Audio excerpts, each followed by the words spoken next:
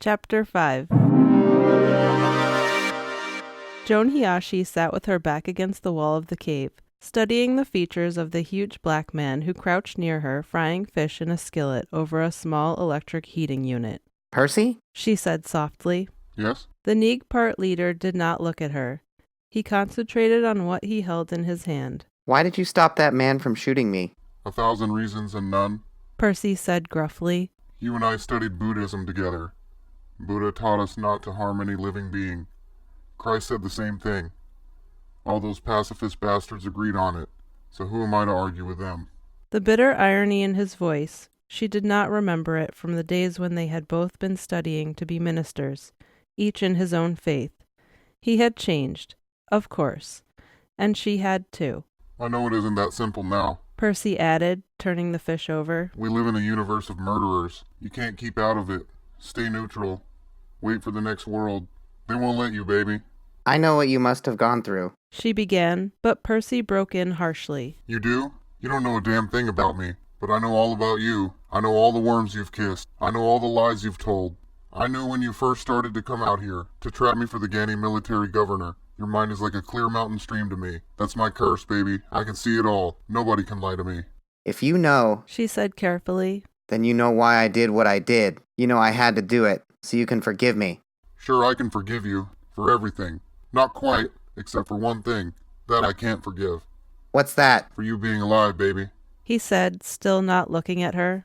After they had eaten, they made love, there in the soft sand on the floor of the cave. Joan thought, as she lay breathing deeply, afterward, that it had been good to make love to a man who hadn't crawled to anyone. She had forgotten what it felt like. "Is this what I really came here for? Subconsciously?" She asked him as she toyed with his stiff, wire-like hair. I don't know. I can read you, but I can't make excuses for you. She pulled away from him with a jerk, feeling hurt and puzzled. What's the matter, Wick girl? He growled. Don't you know you're supposed to love your enemies? "Stop throwing religion at my head." She thought, now, how fine Percy would look on TV. What a great show she could build around him. If she could get back into favor with the Ganny Bureau of Cultural Control. Then, abruptly, she realized that Percy was looking into her mind and seeing these thoughts, and she felt a moment of panic. How do you not think something? Just the effort of trying not to think it brings it more strongly into your mind. Once a Wick, always a Wick, right? He said to her, fixing her with an unblinking stare. "No, that's not true." Don't lie to me. He leaped to his feet, stood huge and black and dangerous as a bull in the ring, then began pacing restlessly back and forth, speaking in an intense monotone, now and then stopping to wave his arms, point a quivering finger, grimace savagely, or shake his fist. What's the word Neeg mean, Wick girl? Is it a race or is it a religion? "A race?" It's a religion, like being a Jew. Being white, that's also a religion. I can tell you in just one word what the white religion is. "What?" Joan said guardedly. Hypocrisy. There was a long silence while Percy waited for this to sink in, or perhaps he waited for a reply. But she said nothing. What's the matter, Wick girl? He demanded. Don't you know how to talk? Are you just going to sit there and take it when I call you a hypocrite? Bending, he picked up his rocket dart pistol from the floor of the cave and leveled it at Joan's head. "You'd kill me, just like that?" I saved your life. Now it's mine, to do with as I please. "I didn't come here to do you any harm. I just wanted to collect folk songs for..." I don't know any songs. Percy said curtly. "Maybe it would help your movement if I broadcast some of your music on my show." I told you I don't know any songs. He waved his rocket dart pistol in emphasis. I've seen your show, and you know what I think of it? He spat in the dust. It's white jazz you play, and that's the same thing as nothing. Meaningless noise. A big fake. You don't believe in what you play, do you? You have nothing but contempt for the people who like it, and contempt for yourself for playing it. "It's a living." She said tightly. I don't know why I don't shoot you. I'd be doing you a favor. God, I'd rather be dead than a gutless white jellyfish like you. But he did not shoot, and she knew why. He had begun to enjoy tormenting her, searching with his telepathic ability through all the hidden parts of her mind, the places she herself never ventured into. I think it's gratitude. That's what it is. I'm pathetically grateful to you for all you've done for my people, down through the ages. You've kept my people out of your world, kept them from becoming like you. Thank you, Wick white girl. Thank you. think. Will you cut it out? she snapped, angry at last. Back talk? So there is some spirit in you. Maybe you've got a little Neeg blood in you. Listen, I think there's hope for you, White Wick girl. I'm going to do you a favor. I'm going to let you join me. I'm going to give you a chance to quit lying, get up off your belly and be an authentic human being. What do you say? I don't know. She said. That's just it. You don't know. But I'm willing to teach you. I'm willing to spend my priceless time and patience working with you on the remote chance that there might be a trace of real color hidden away in all that white mush you call your personality. Listen, I know how you got brought up. Don't you think I know what your people have done to you? I know how they had you fixed, like their dogs and cats. I know how they taught you to say thank you when someone with money, occupation script, or UN bills steps on your face. I know how rotten you feel inside, empty and impotent and helpless. No wonder you need to pile up so much money to make people pretend to like you. No wonder you need all that fame to prove to yourself that you exist. Listen, I'm gonna put a gun into your hands and give you a chance to kill a few of those white crunks that did this to you. Abruptly, he thrust his gun, butt first, into her hand, stood back, and grinned. Suppose Joan said presently. I shoot you instead. No, you don't have the guts. But evidently he caught something deep in her mind, something marginal which even she could not perceive. As abruptly as he had given her the gun, he yanked it back to his own possession. Lincoln, He called, and his second-in-command appeared. He had, Joan realized, been listening and watching all this time. take this white worm kisser out of my sight. If I see it again, I'll probably crush it under my heel. As Lincoln led her away, she asked him, shaken and disturbed. What's wrong with him? Why does he rave on like that? Lincoln laughed sharply. Where's your woman's intuition, baby? Percy's been carrying your picture in his wallet for years. As long as I've known him, you're none other than his dear, darling, long-lost sweetie pie. And you're a worm kisser. A hopeless worm kisser. If you don't think that's funny, you just don't have any sense of humor at all. Marshal Coley, military administrator of the occupied Bale of Tennessee, said aloud to his staff. As you know, we have for months been contriving a stratagem with the purpose of snaring the Neeg part leader, Percy X. In this connection we have, shall I say, agents within the part groups under fealty to Percy X. Thereby we have managed to ascertain to some degree his whereabouts at certain times. He flicked his tongue at an impressive wall map which showed the Bale, and, most specifically, the unpacified hill areas controlled by both the Indian tribal remnants and the Neeg parts. On the map, a luminous button, movable, lay placed. The button represented the approximate current location of Percy X. Our operation, Marshal Coley continued, is, as you know, called Operation Cat Droppings, a Terran idiom connected with some unpleasant task. And this has been unpleasant because it has taken too long. At this point, he drew himself almost entirely erect, balancing himself on his tail tip in his determination to impart the seriousness of what he now proposed to declaim down the chain of command. Operation Cat Droppings, He declared, will reach its crucial terminal phase at 11 p.m., Bale of Tennessee time. Our crack commando teams, descending by means of individual air pulsation tubs, entirely silently, will ring the spot where their malefactor is entrenched. He paused and then said, This is the moment for which I have prepared during my entire period as military administrator of this Bale. Each one of our predetermined, arranged for tactical operations will, at 11 p.m., become operative. After that, He flicked his tongue rapidly in agitation. Either we will have Percy X, or we won't. In any case, there will be no further chance. Hastily, he added, In terms of the military jurisdiction of this Bale, I mean. What the civil administrator who follows me does, I have no knowledge of. But, he thought, through our wicks who have infiltrated the Neeg parts, I do know Percy X. A great deal about him. Even though, thanks to Percy's telepathic ability, none of our wicks have been able to get close enough to kill him, or even effectively spy on the operation of his inner circle of command.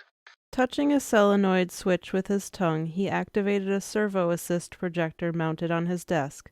On the far wall, in 3D and color, appeared the image of Percy X, taken with a telescopic camera. Percy squatted in a leisurely, secure, or believed secure, parley with his sub-leaders. All Terrans tend, of course, to look alike. The Marshal said. But observe the strong chin, the great wide smile of strength of this man. He is a superior Terran. The last, He reflected. to capitulate, and one in scrutinizing him can readily see why. To ensure the success of Operation Cat Droppings, He continued. I am offering, for the first and only time, this ultimate and crucial fruition of all our painstaking planning, an incentive. All eyes in the room fixed rigidly on him. With incalculable generosity, I am offering 10,000 tulips for the creature who accomplishes the commando mission. Income tax-free, too. He observed the gratifying servility revealed on each face, hunger for the reward, pitiless determination to be the one who earned it.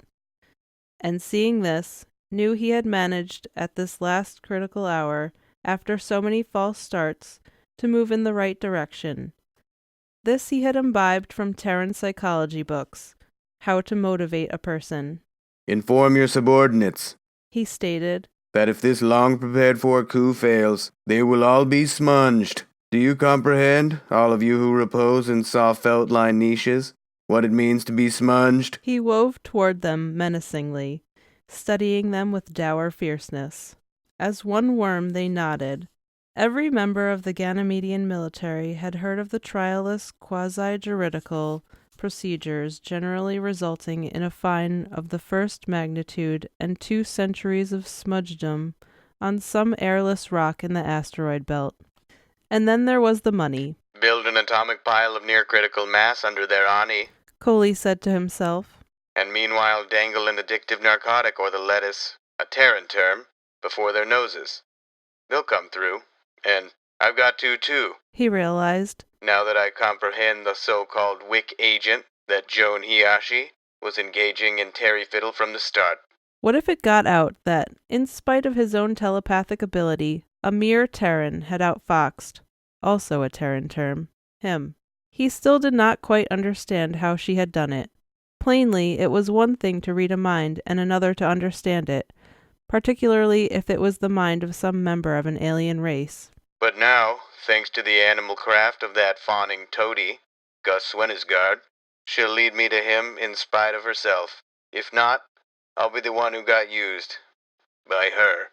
The operation, He declared. will develop in the usual pattern which has been, up to now, so successful in other areas of the planet. First, unmanned homotropic missiles of the DART variety will be released from a satellite passing overhead. They will not kill, only stun. Then, when the parts are rendered harmless, He droned on and on. and in conclusion, He wound up. let me warn you, Percy X's pelt must be absolutely intact. No burns, holes, tears, rips, thin spots. There must be no defacement of any kind, you understand? The highest sort of aesthetic values are involved in this matter. This is not a mere political or military operation. This is, first and foremost, a great art treasure hunt. It had become cold and damp and foggy. The Tennessee hillside forest poked up indistinctly. The Neeg parts, however, could not risk building a fire. The Gannies had sensitive heat detectors that would zero in on a campfire in an instant, even through the overcast. Instead, they huddled together for warmth, arms and legs intertwined, blankets and threadbare sleeping bags spread over them to retain as much as possible of the precious body heat. And they talked together quietly, or slept, although most had picked up the necessary habit of sleeping in the daytime and waking to alertness at night. Joan Hiyashi and Percy X lay in the midst of the mound of human flesh, sharing an oversized overcoat. Holding the girl loosely in his arms, Percy said, It takes danger, the deadly kind, to make men touch each other.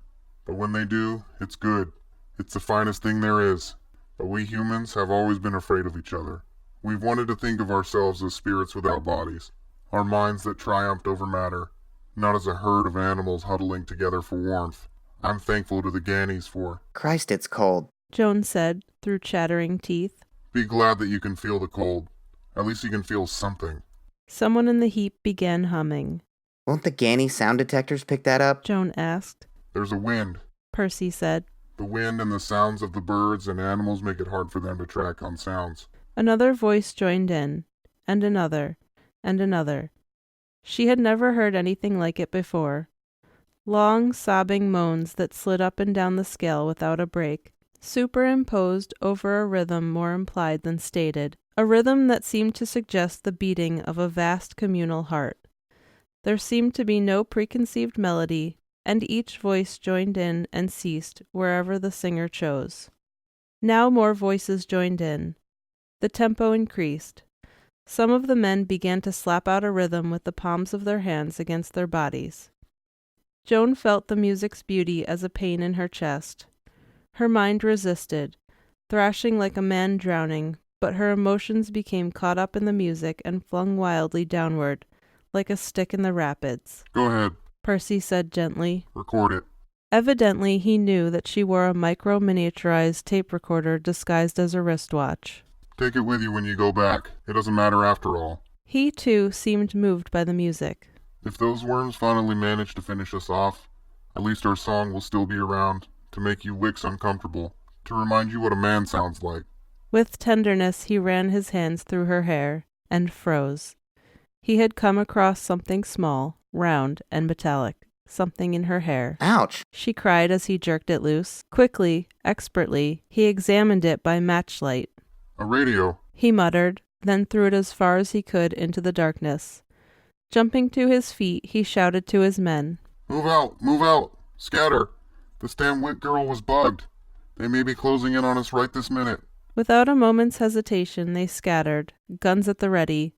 Joan ran also, after Percy's retreating back. Don't leave me here. She gasped, stumbling, almost falling in the mist-shrouded darkness. A light appeared in the sky, small, like a falling star, yet it had to be closer than a falling star. Look out, Percy! Joan shouted. It was a miniature tapered autonomic dart, descending at spectacular velocity and seeking just one person, Percy X.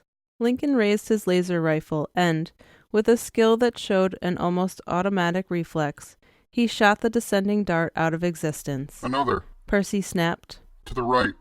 He did not sound frightened, but his voice had become speeded up and shrill. A third. Too close, too close. We can't get them all. He said it factually, without the warmth even of despair. No time now for that meager emotion, no time even to give up. Percy X fired, almost as Lincoln did. The two Neegs fired again and again, and still the rain of black, homotropic dots descended. A Ganny weapon, Joan realized, from the war. The shaft, it had been called. It had, alone, taken out on an individual basis, one by one, a vast number of highly placed essential Terran technicians and military leaders. Kneeling, Percy swiftly unstrapped a small packet from his calf. With a violent scratching motion against the rough soil, he ignited it. The mechanism flashed and flared, and a cloud of noxious denseness flowered until the sky disappeared. The shafts themselves would be unaffected, but their tropism would be abolished. They would have no destination and would begin to strike at random. Unless one or more had already come too close, had passed the stage in which the tropism defined the direction of flight. Too late for Lincoln. In the gloom, Joan heard him cry out and fall. Then Percy, too, shouted one brief strangled cry before toppling to the weed-infested ground. No dart had been set for Joan's particular cephalic index, so the weapons left her alone, assuming that none of the wild ones got her at random. Operating by the sense of touch alone, she moved quickly to where she had heard Percy fall. It's my fault, She said to herself bleakly. No time existed, however, to brood about that. Somehow, with a strength she never knew she had, she managed to half-drag, half-carry him a few yards. Panting painfully, her knees wobbling, she stumbled through the invisible weeds, slid on shards of rock and dirt particles, down a slope, away, with no direction in mind, only the knowledge that she had to act rapidly. Blindly, without any real hope, she slithered and slid and hurried as best she could, dragging the inert but not dead. She knew the shafts. They did not generally carry freights of toxins, to some other vague, unknown place.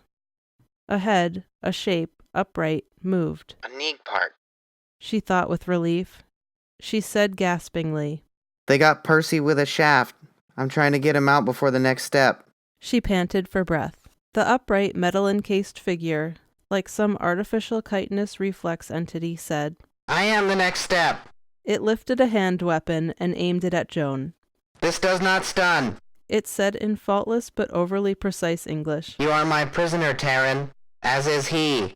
It gestured with a manual extremity toward the inert figure lying before Joan. Most especially he. The slotted eyes glowed and projected a beam of illumination, assisted it in making its visual scan, which would be transmitted to Gani Military Operation GHQ. The scan, already, was being relayed. She heard the hum. Bending over Percy, she snatched the handgun from his belt. Within the mass of metal confronting her dwelt a creature, and she meant to kill the thing or be killed by it. At point-blank range, she fired. The bullet, ringingly, bounced off the creature's polished armor, harmlessly. The thing did not even appear to notice. It continued with its scan of Percy's features. Joan Hiashi emptied the gun futilely at the towering hulk before her, then threw the weapon at it, and then stood helpless, waiting, the still inert Percy X in a tumbled, dead doll heap before her.